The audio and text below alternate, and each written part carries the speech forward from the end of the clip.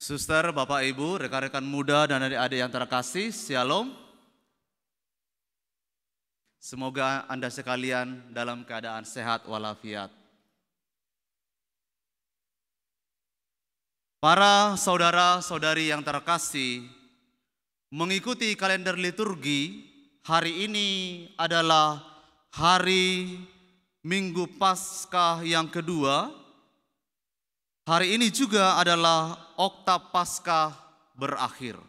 Jadi oktav itu artinya 8 hari sesudah hari raya Paskah dan dirayakan secara meriah selama 8 hari. Hari ini adalah hari terakhir oktav Paskah. Sama dengan oktav Natal. 8 hari sesudah perayaan Natal diakhiri. Setelah ini kita akan memasuki hari-hari biasa dalam masa Paskah. Jadi jangan terjebak ya. Jadi hari-hari biasa dalam masa Paskah. Belum hari Minggu biasa. Tetap hari Minggu Paskah, tetapi dalam lingkaran itu. Bukan lagi oktav Paskah. Nah, para saudara-saudari, kita menutup hari-hari oktav Paskah ini dengan merayakan hari Minggu Kerahiman Ilahi. Di sebelah saya ini ada gambar yang begitu indah, kerahiman ilahi. Mari kita merenungkan kerahiman ilahi seperti apa yang Tuhan wartakan dan gereja kita wartakan pada hari ini. Sesudah Yesus wafat di kayu salib, para murid itu hidup dalam rasa ketakutan yang besar. Oleh karena itu, walaupun mereka hidup berkumpul, hidup bersama, tetapi mereka penuh dengan ketakutan. Hati mereka itu penuh dengan rasa bersalah.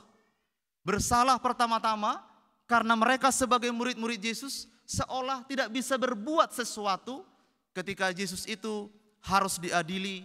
Bahkan Yesus harus dihukum mati, tergantung di kayu salib, diolok-olok, dihina. Mereka tidak bisa berbuat apa-apa.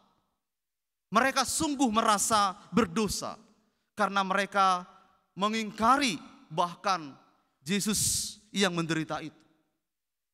Di sisi lain, mereka juga merasa sangat ketakutan pada para penatua Yahudi yang pada waktu itu bisa saja mereka ditangkap, dijatuhi hukuman yang sama, atau bahkan mereka diadili dan diberi. Bahkan mungkin mereka bisa mati dengan cara yang sama. Kalau kita merenungkan ini para saudara-saudari, sebenarnya situasi ketakutan yang membelenggu para murid ini adalah juga situasi yang bagian dari kita. Yang juga bisa membelenggu hati kita. Seperti para murid, kita juga seringkali merasa ketakutan. Bahkan bisa saja pada hari ini, di sini kita berkumpul bersama di rumah Tuhan ini, hati kita bisa juga terbelenggu oleh rasa takut yang mendalam. Hati kita bisa dipenuhi rasa bersalah karena kita melakukan apa yang jahat di mata Tuhan. Kita merasa bersalah karena kita melanggar perintah-perintah Tuhan. Merasa takut karena kita menyaksikan peristiwa-peristiwa ketidakadilan di negeri ini, isu-isu politik yang membanjiri dunia media sosial kita. Hari-hari ini kita melihat perdebatan yang tiada akhirnya. Juga mungkin kita merasa takut, was-was karena isu-isu bencana alam yang membayangi hidup kita. Saudara-saudari, semua itu bisa menimbulkan rasa takut, kegelisahan, kekosongan dalam hati kita. Tetapi marilah kita merenungkan apa yang dilakukan oleh Yesus pada hari ini. Dalam situasi yang sedemikian menakutkan itu bagi para murid, Yesus datang tidak berkata-kata yang lain selain kata yang indah ini, damai bagi kamu. Yesus dalam perikop Injil hari ini 3 kali berkata kepada para muridnya, damai bagi kamu. Yesus kemudian menunjukkan tangannya yang terpaku, yang adalah bekas paku itu, lambungnya yang bekas tombak itu. Yesus tunjukkan kepada para muridnya. Kiranya para saudara-saudari, itulah juga yang mau diwartakan oleh Yesus kepada Anda sekalian, kepada kita di sini, bahwa Tuhan datang di sini untuk mewartakan kepada hati kita bersama damai bagi kamu. Dan damai yang diberikan oleh Yesus ini tidaklah sama seperti damai yang ditimbulkan oleh dunia ini. Tidaklah sama seperti damai yang dapat diberikan oleh dunia ini. Damai dari dunia ini seringkali menemukan akhirnya batasnya dalam kepemilikan kita. Tetapi damai yang dari Tuhan itu tiada batasnya.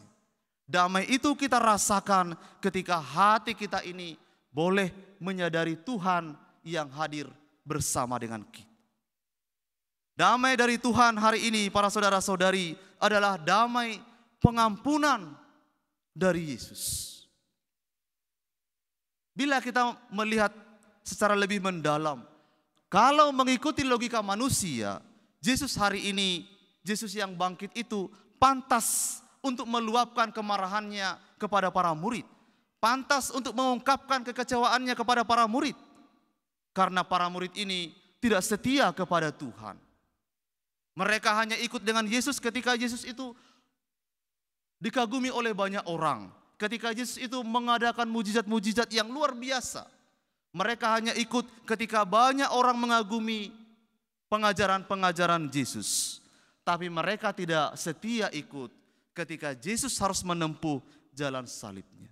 Mereka tidak setia ketika Yesus ada digantung di kayu salib itu, diolok-olok dan dihina. Petrus, para saudara-saudari, apalagi orang ini. Kiranya saya yakin Petruslah pada hari ini yang paling merasa bersalah ketika Yesus datang. Petruslah pada hari ini di antara para murid ini yang paling ketakutan ketika Yesus itu datang. Tapi Petrus jugalah para saudara-saudari yang paling merasakan diteguhkan oleh Yesus pada hari ini. Petrus pasti menangis. Dia masih ingat betapa air mata membanjiri dia ketika dia menyangkal Yesus 3 kali dan di hadapan Yesus sendiri. Tapi pada hari ini saya yakin hati Petrus jugalah yang paling dibanjiri oleh rasa damai.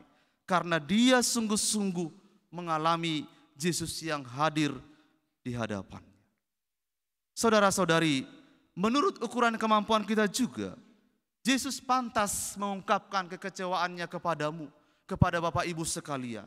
Pantas mengungkapkan kemarahannya kepada kita, karena kita sering tidak setia kepada Allah. Tetapi apa yang dibuat oleh Yesus pada hari ini, Yesus tidak mencela para muridnya. Yesus juga tidak mencela kita. Yesus tidak mengingat masa lalu para muridnya. Yesus juga tidak mengingat-ingat masa lalu kita yang gagal untuk mematuhi perintahnya. Yesus sekali lagi bersabda, damai bagi kamu. Para saudara-saudari, maka pada hari ini menurut saya adalah hari di mana kita boleh membuka hati kita ini pada Tuhan. Untuk dipulihkan dengan pengampunan Tuhan sendiri. Bila hati para saudara-saudari sekarang sedang dalam ketakutan, rasa berdosa yang besar, bukalah pada momen ini hatimu kepada Allah untuk merasakan sungguh-sungguh damai bagi kamu.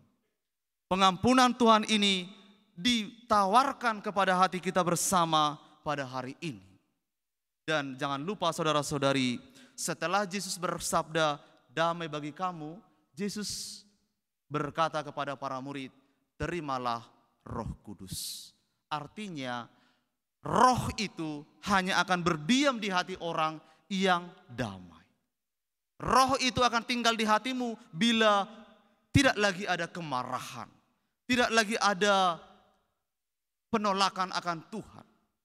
Hati yang damai prasyarat utama untuk roh berdiam di dalam hati kita. Saudara-saudari yang terkasih, akhirnya jangan pernah merasa takut untuk mendekati hati Tuhan yang Maha Rahim.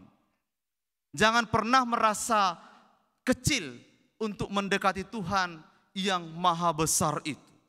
Selagi dalam hati para saudara-saudari masih ada kerinduan untuk dipulihkan dengan Tuhan, sejauh masih ada kerinduan untuk rekonsiliasi dengan Tuhan, jangan pernah takut untuk didamaikan dengan Tuhan. Thomas kita dengar hari ini kisahnya dalam Injil ini. Seringkali saudara-saudari, Thomas ini digambarkan sebagai orang yang ragu-ragu, yang seringkali juga menjadi gambaran bagi banyak orang untuk meragukan Tuhan. Tetapi lebih dari sekedar gambaran ragu-ragu itu, saya melihat para saudara-saudari, Thomas itu jadi teladan bagi kita yang mau beriman secara otentik. Thomas memang berkata dengan mulutnya seolah meragukan Tuhan, tapi lihat kalimat Thomas itu tidak berhenti hanya sebatas keraguan.